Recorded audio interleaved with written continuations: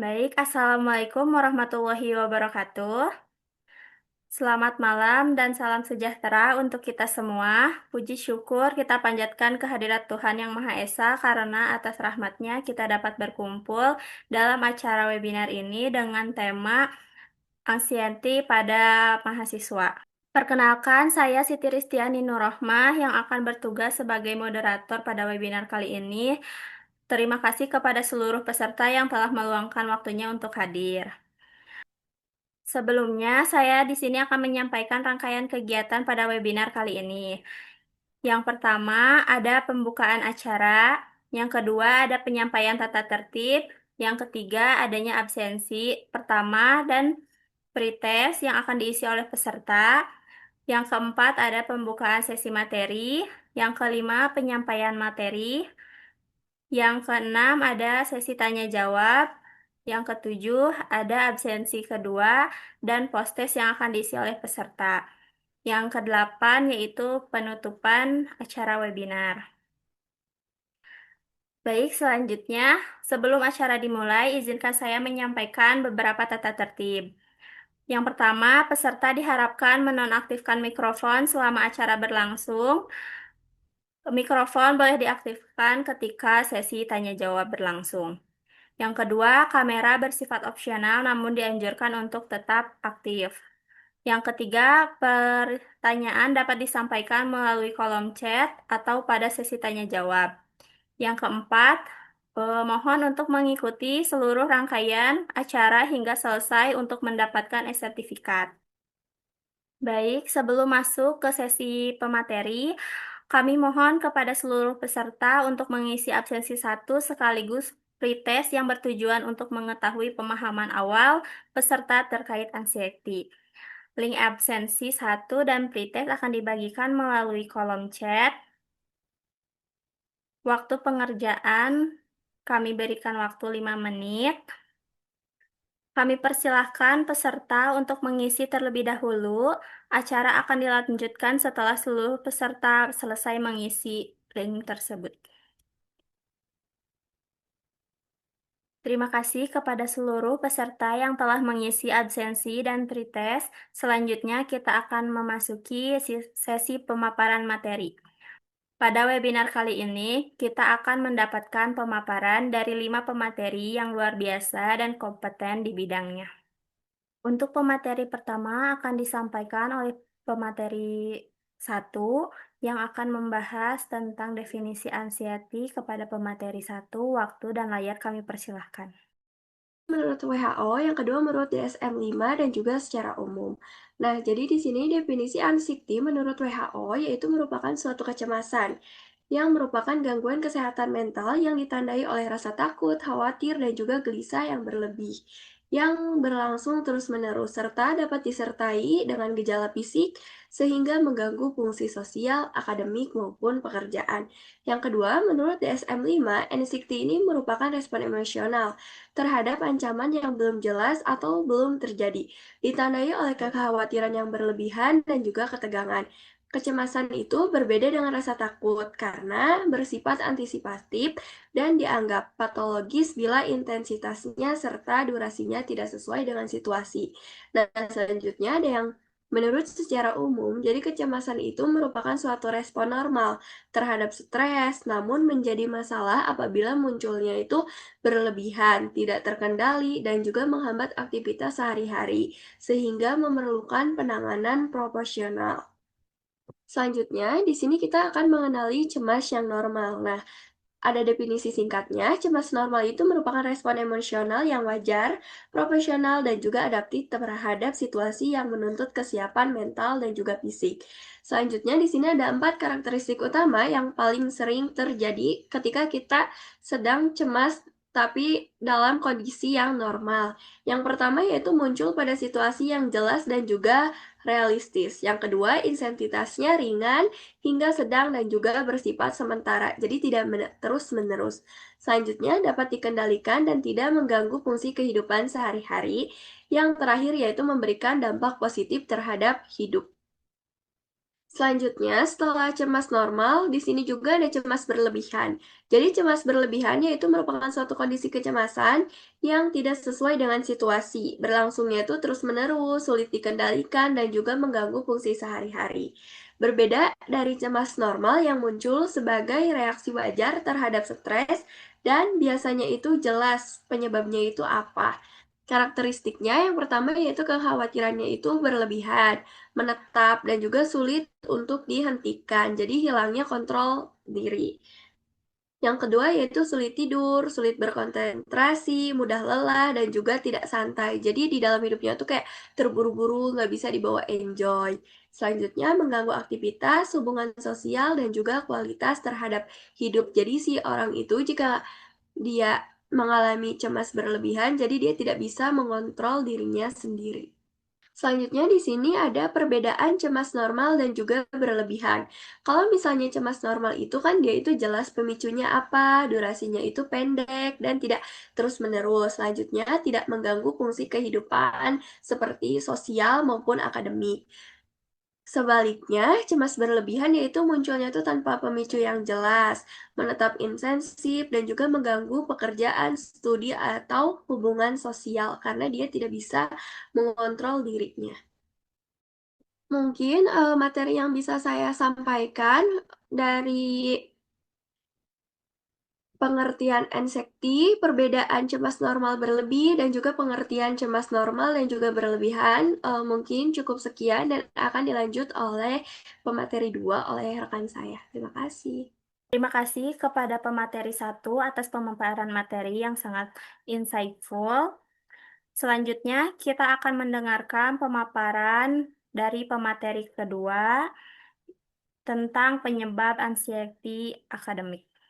Kepada pemateri 2, kami persilahkan. Baik, selanjutnya di sini ada penyebab anxiety akademik. Penyebab anxiety akademik ini bersifat multifaktorial yang secara umum dapat dikelompokkan menjadi faktor internal, faktor eksternal, dan juga tekanan akademik. Nah, yang pertama, berdasarkan faktor internalnya, faktor internal ini berasal dari dalam diri individu yang berkaitan secara dengan kondisi psikologis, emosi, serta cara individu memandang dirinya sendiri dan lingkungan. Beberapa faktor internal yang berperan dalam anxiety akademik ini, salah satunya yaitu kepercayaan diri yang rendah. Peserta didik dengan tingkat kepercayaan diri yang rendah itu cenderung meragukan kemampuan akademiknya sendiri. Nah, keraguan ini bisa memicu rasa takut gagal, khawatir terhadap penilaian orang lain, serta kecemasan berlebihan saat menghadapi ujian atau tugas. Lalu, perfeksionisme. Perfeksionisme juga tidak sehat yang bisa membuat peserta didik itu menetapkan standar yang terlalu tinggi dan sulit dicapai. Jadi kalau misalkan ketika hasilnya nggak sesuai harapannya, individu itu akan merasa cemas, kecewa, bahkan menyalahkan dirinya sendiri secara berlebihan. Lalu yang ketiga ini ada ketakutan akan kegagalan. Nah, rasa takut akan gagal ini sering dikaitkan dengan anggapan bahwa gagal itu suatu yang memalukan atau tidak dapat diterima.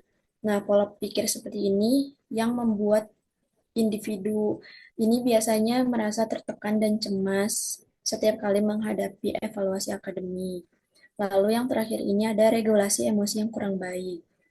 Ketidakmampuan mengelola emosi seperti stres, marah, dan cemas juga dapat memperparah anxiety akademik.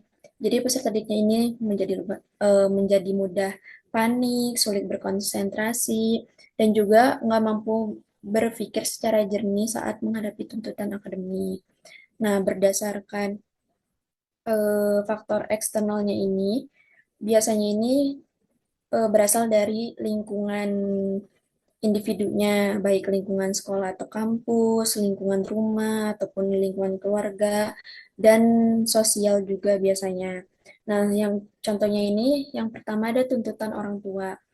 Ekspektasi orang tua yang terlalu tinggi terhadap prestasi terhadap peserta didik ini menjadi sumber tekanan psikologis juga. Peserta didik merasa harus selalu berhasil agar orang tuanya tidak kecewa, sehingga memicu kecemasan yang berkelanjutan. Lalu yang kedua ini ada lingkungan sekolah atau kampus yang kompetitif. Persaingan akademik yang ketat, perbandingan nilai antar siswa, serta budaya harus berprestasi, ini dapat meningkatkan rasa tertekan, terutama pada peserta didik yang kemampuan adaptasinya itu rendah. Lalu metode pembelajarannya juga yang terlalu berpusat pada hasil, terus minim minim dukungan emosional atau juga kurang variatif dapat membuat si peserta didiknya juga merasa tertekan, bosan, dan juga cemas dalam mengikuti proses pembelajaran.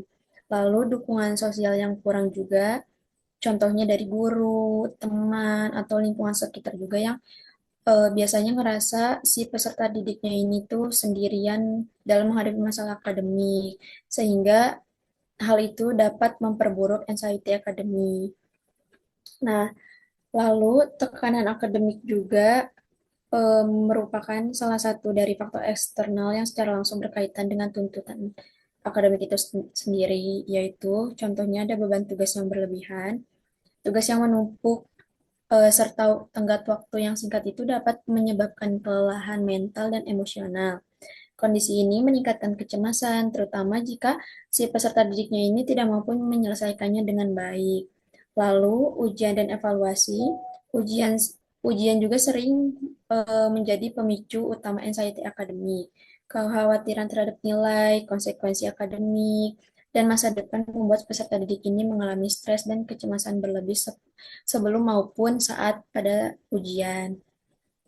Lalu, eh, target nilai dan prestasi, tekanan untuk mencapai nilai tertentu, terus lulus harus tepat waktu, atau mempertahankan prestasi akademik dapat menimbulkan rasa tertekan yang terus-menerus, terutama kalau misalkan si targetnya itu tuh tidak realistis gitu. Lalu yang terakhir ini manajemen waktu yang buruk, ketidakmampuan mengatur waktu belajar, istirahat, juga aktivitas lain ini juga dapat meningkatkan tekanan akademik yang pada akhirnya memicu anxiety akademik. Sekian mungkin yang dapat saya sampaikan. Selanjutnya mungkin dapat dipaparkan oleh pemateri 3. Terima kasih. Baik, terima kasih kepada pemateri 2 atas penjelasannya yang sangat bermanfaat. Berikutnya, materi akan disampaikan oleh pemateri 3 yang akan membahas mengenai gejala dan dampak anxiety. Kepada pemateri 3, waktu dan tempat kami persilahkan. Anxiety merupakan kondisi psikologis yang dapat memengaruhi tubuh dan emosi secara bersamaan. Secara fisik, anxiety sering ditandai dengan jantung berdebar cepat, napas terasa pendek atau sesak, tubuh mudah berkeringat, gemetar, serta otot yang terasa tegang. Selain itu, penderita juga dapat mengalami gangguan tidur seperti sulit tidur atau sering terbangun, sakit kepala, kelelahan berlebihan, serta gangguan pencernaan seperti mual atau nyeri lambung. Lalu, secara emosional, anxiety ditandai oleh rasa cemas yang berlebihan dan sulit dikendalikan. Penderita mudah merasa panik, gelisah, dan takut tanpa alasan yang jelas. Kondisi ini juga dapat menyebabkan sulit berkonsentrasi, pikiran terasa penuh, mudah tersinggung, serta muncul perasaan khawatir terus-menerus terhadap hal-hal yang sebenarnya belum tentu terjadi. Lalu di sini ada dampak anxiety ke aktivitas sehari-hari. Anxiety dapat memberikan dampak signifikan terhadap aktivitas sehari-hari seseorang dalam kegiatan belajar atau kegiatan sehari-hari. Penderita sering mengalami penurunan produktivitas karena sulit fokus, cepat lelah, dan kurang percaya diri. Aktivitas yang seharusnya sederhana dapat terasa berat dan melelahkan. Dalam kehidupan sosial, anxiety dapat membuat seseorang menarik diri dari lingkungan sekitar, menghindari interaksi sosial, dan merasa tidak nyaman berada di keramaian. Selain itu, anxiety juga dapat mengganggu pola tidur dan pola makan, sehingga kondisi fisik menjadi semakin menurun. Jika tidak ditangani dengan baik, anxiety yang berlangsung dalam jangka panjang dapat menurunkan kualitas hidup, baik dari segi kesehatan fisik, mental, maupun hubungan sosial. Mungkin cukup sekian tentang gejala fisik dan gejala emosi dan dampak ke aktivitas sehari-hari. Selanjutnya akan dilanjutkan oleh rekan saya. Terima kasih kepada pemateri 3 atas pemaparannya. Selanjutnya kita akan masuk ke pemaparan dari materi 4 yang menjelaskan tentang dampak anxiety terhadap mahasiswa. Kepada pemateri 4 dipersilahkan. Baik, saya akan menjelaskan tentang dampak anxiety terhadap mahasiswa.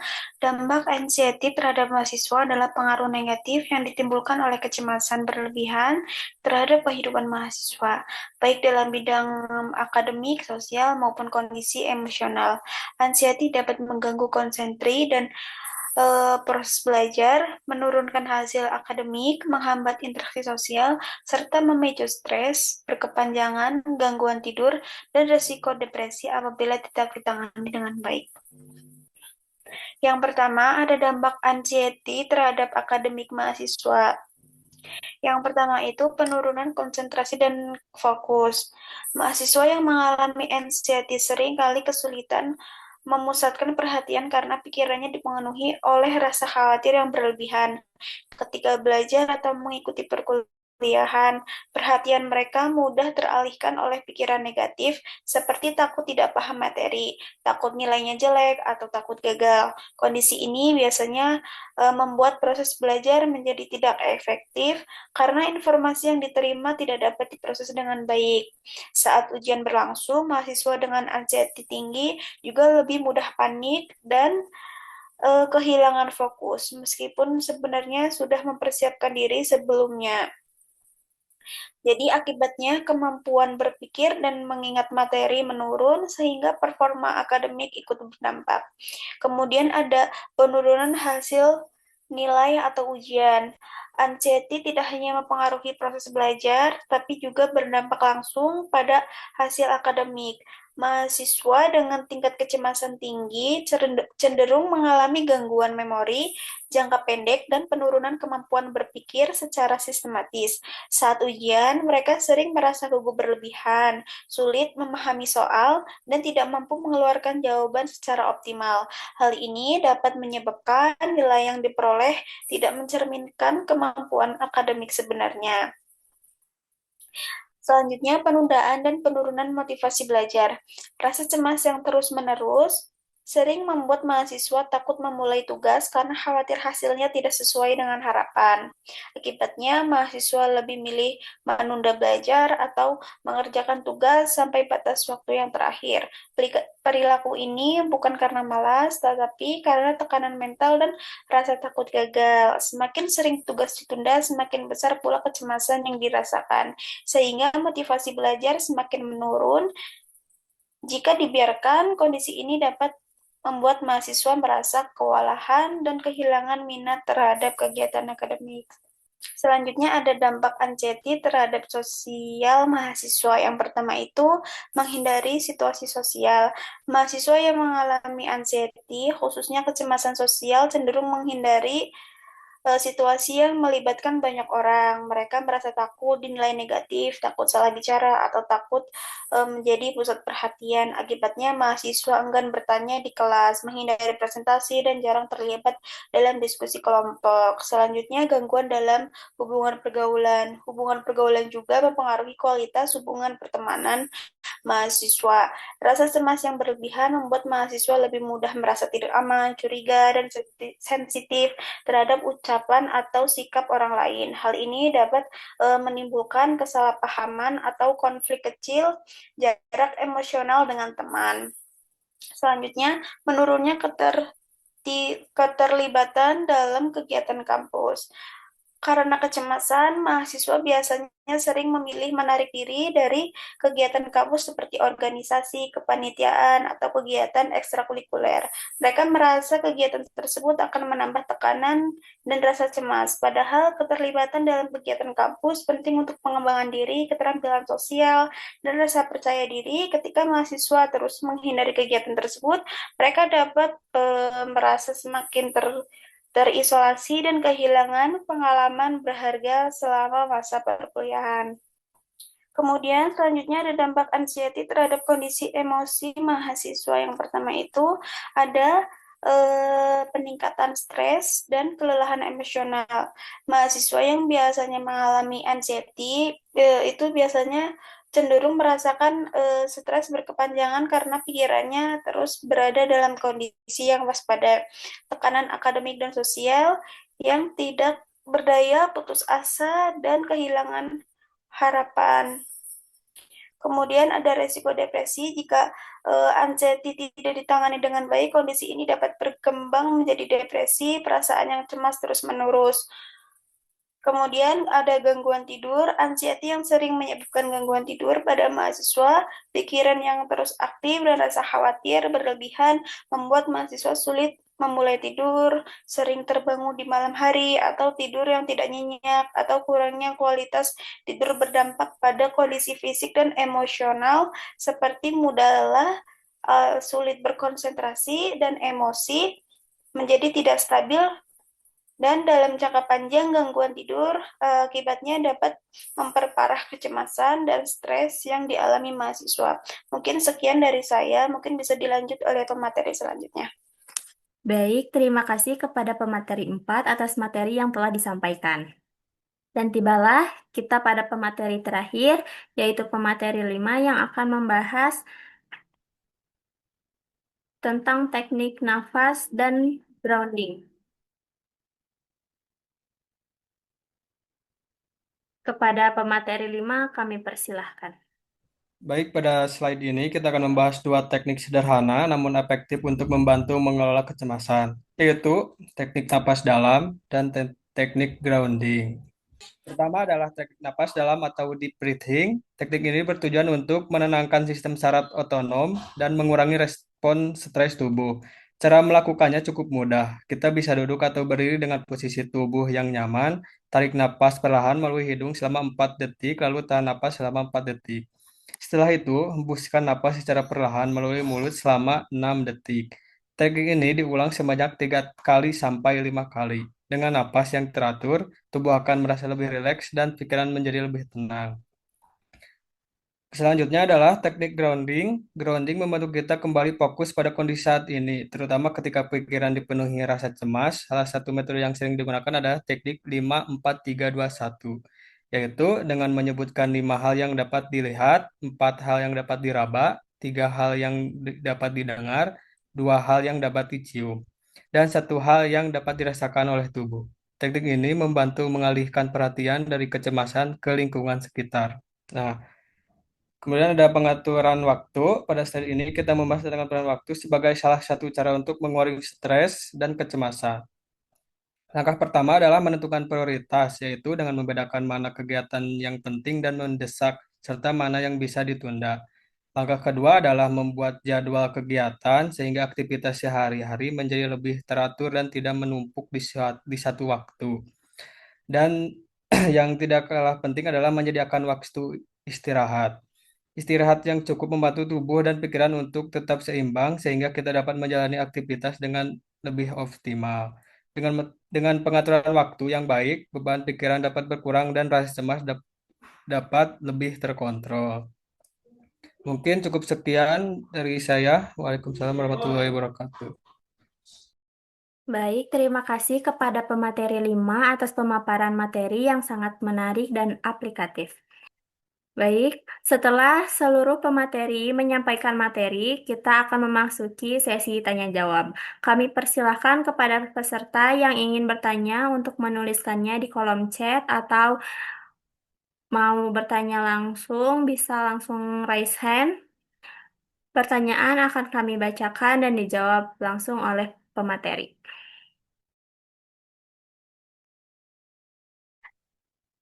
Baik, pertanyaan pertama akan saya bacakan. Pertanyaan dari Talita ditujukan kepada pemateri. Apakah mahasiswa merasa perlu mendapatkan bantuan profesional untuk mengatasi anxiety? Kepada pemateri, kami persilakan untuk menanggapi. Perlu mendapatkan bantuan profesionalisme untuk mengatasi anxiety? Jawabannya tentu saja, mahasiswa itu perlu mendapatkan bantuan profesional untuk mengatasi anxiety tersebut, terutama jika kecemasan yang dialami itu sudah berlangsung lama, seperti contohnya yang kecemasan yang berlebihan itu, yang dialami sudah berlangsung lama, berlebihan, dan juga mengganggu aktivitas sehari-hari, seperti yang sudah kami sebutkan tadi, belajar, tidur, serta hubungan sosial.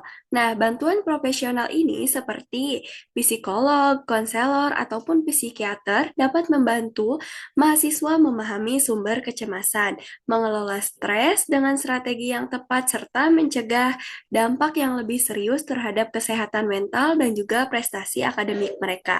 Selain itu, dukungan profesional juga membantu mahasiswa merasa lebih aman, dipahami, dan juga dia merasa tidak sendirian dalam menghadapi masalah kecemasan. Mungkin jawabannya cukup segitu tanggapan dari saya. Apakah cukup? Baik, terima kasih kepada pemateri 1 atas penjelasannya yang sangat jelas. Semoga jawaban tersebut dapat menjawab pertanyaan dari Talita. Baik, selanjutnya untuk mempersingkat waktu, terima kasih atas antusiasme peserta dalam sesi diskusi. Selanjutnya kami mohon kepada seluruh peserta untuk mengisi absensi 2 sekaligus post-test sebagai bahan evaluasi pemahaman setelah mengikuti webinar ini. Link absensi 2 dan post-test akan dibagikan melalui kolom chat. Baik, terima kasih kepada seluruh peserta yang telah mengisi absensi 2 dan post-test. Selanjutnya kita ada di penghujung acara, yaitu penutup. Kami ucapkan terima kasih kepada seluruh pemateri atas ilmu yang telah dibagikan, seluruh peserta yang telah mengikuti acara dari awal hingga akhir. Baik, terima kasih kepada panitia juga yang telah bekerja keras di acara webinar ini. Semoga webinar ini dapat memberikan manfaat serta membantu kita semua dalam memahami serta mengelola anxiety dengan baik.